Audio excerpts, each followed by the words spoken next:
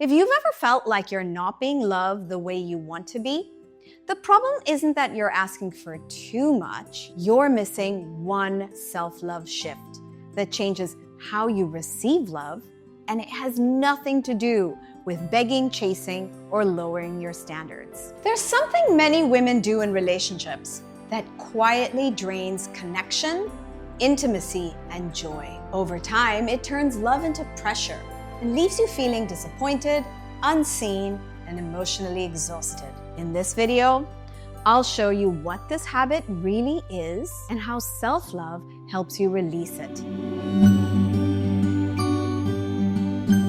If you care deeply in your relationships, if you show up, think ahead, remember things, give emotionally, and still end up feeling disappointed, you're probably doing something many loving, self-aware women do without realizing how much it's costing you. And once you see it, well, then everything changes.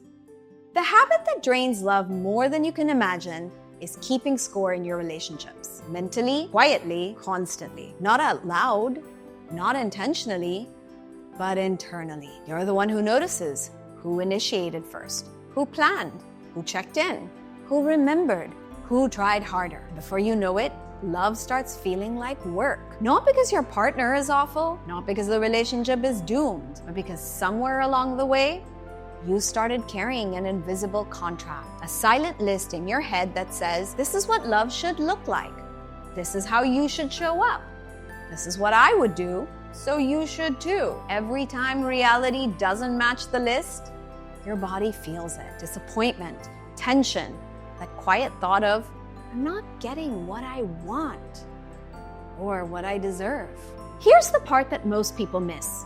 This habit doesn't come from you being controlling. It comes from being out of touch with yourself. When you're not clear on what you need, you start watching other people closely to see if they'll need it. When you don't fully trust yourself to speak up, you hope someone will just know. They'll know what you want, what you need. When your sense of worth is outsourced to everybody else, love starts feeling like something you have to earn or monitor. So keeping score isn't about being demanding.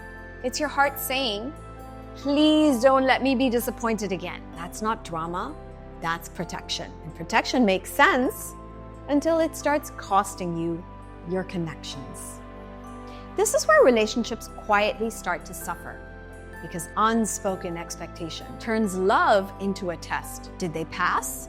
Did they show up the right way? Did they do enough? And the moment love becomes a test, intimacy drops, playfulness disappears, resentment grows, and communication feels tense. Your partner feels the pressure. You feel unseen. Nobody feels safe. And here's the painful irony. The more you monitor love, trying to control it, the harder it becomes to receive it. This is where self-love comes in and changes everything. And I want to be clear, self-love doesn't mean lowering your standards. It does not mean accepting breadcrumbs. And it does not mean pretending you're fine or the relationship is fine. Self-love means you stop abandoning yourself while waiting for someone else to show up. You notice your needs earlier. You speak before resentment builds. You don't turn disappointment into blame. You don't make love prove your worth. You move from, why aren't you doing this for me? To, I know what I need and I can express it. Or even, I can give some of that to myself. That's power. That's emotional safety. That's self-love in action. And here's what happens next. Once you stop abandoning yourself, once you stop needing constant proof that you matter, the tight grip relaxes on the relationship. You don't feel the same urgency to monitor your love. You don't need to track who did what, and you're not scanning for evidence or proof. And that's when appreciation becomes possible. Not as a strategy, but as a state of being. Because when you feel anchored in yourself, you're not measuring love anymore. You're actually able to receive it. Let me be very clear. Appreciation is not settling. Your standards stay, your boundaries stay. We're not taking any of that away. But appreciation changes how love feels in your body. Expectation scans for what's missing. Appreciation notices what's present. Expectation says, prove it. Appreciation says, I see it. Expectation tightens your nervous system. Appreciation relaxes it. And when you shift into appreciation, love feels warmer instead of tense. Connection feels easier instead of heavier. Asking stops feeling like begging. And you stop keeping score because you're no longer afraid of being forgotten. And when you're no longer afraid of being forgotten, you don't need a tally system to feel secure. That's the difference. That's the shift. And that's where love starts feeling safe again. So here's something to try this week. Once a day, offer one real appreciation to someone, out loud. Not flattery, and we're not doing people-pleasing either. We're doing something true and real, like, I appreciated when you checked in. I felt really cared for when you did that. That meant a lot to me. And if you need something more, you can add this line.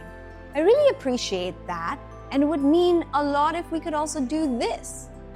Warm and clear, self-loving, and yet honest. If this video is hitting close to home, there's a good chance this habit didn't start here. For many women, keeping score is something you learned from a previous heartbreak wound, a protection pattern your heart created after being disappointed in a past relationship. I created the Heartbreak Quiz for just that situation.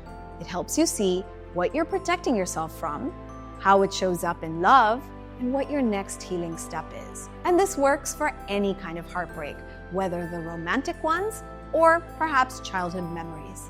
It takes just a couple of minutes. You can scan the QR code on your screen with your phone camera or go to the link in the description below. Awareness is always the beginning of change. You don't need to fight to be loved. You don't need to monitor, measure, or prove your worth. Love feels best when you stop abandoning yourself and start standing with yourself. That's what self-love really is. And when you lead with that, love stops feeling like pressure and starts feeling like connection again. You're not asking for too much. You're just learning how to receive. You've got this, and you are loved.